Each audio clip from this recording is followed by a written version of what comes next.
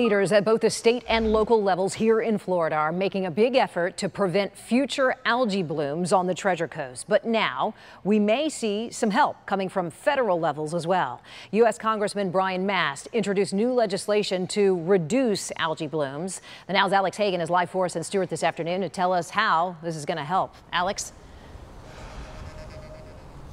Well, Shannon, Mast calling this bill the South Florida Clean Coastal Waters Act. What it does is it creates a federal assessment, an action plan to clean up algae-filled waters. This is actually just another piece of legislation the congressman is introducing. He's making this a top priority of his, and people here on the Treasure Coast hopeful solutions are coming soon.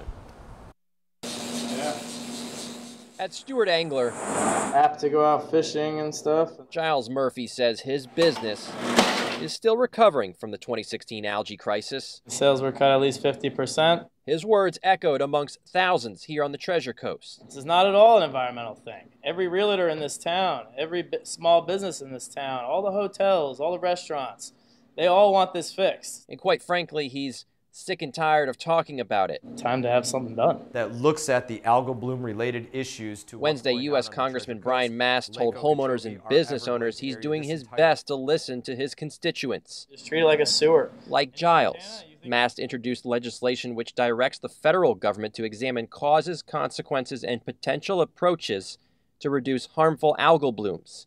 In particular, looking at Lake Okeechobee discharges. This is going to entail a review of the Lake Okeechobee regulation schedule and how that has effect on our algal blooms, what releases do in different areas, and how that has an effect on our algal blooms. The congressman has introduced several bills recently related to algae, last week filing legislation which provides an incentive for developing technology to combat algae blooms.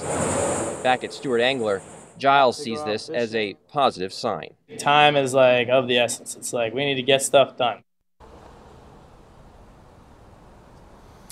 Now, this bill is also looking at the long-range health impacts of algae. That's something many people here on the Treasure Coast have questions about. We're going to touch on that part of the story, all new at 6 o'clock.